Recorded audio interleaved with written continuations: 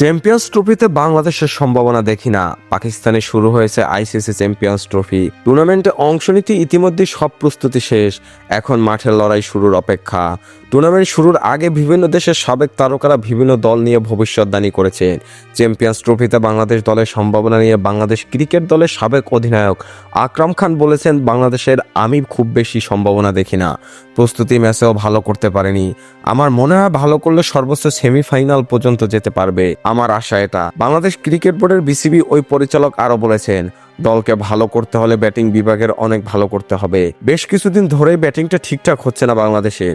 দলের বোলিং ও ফিল্ডিং তুলনামূলক ভালো আছে, ব্যাটসম্যানরা পারফর্ম করতে পারছে না, তাদের অনেক উন্নতি করতে হবে। ব্যাটিংয়ে ভালো করতে পারলেই দলের সম্ভাবনাটা বাড়বে।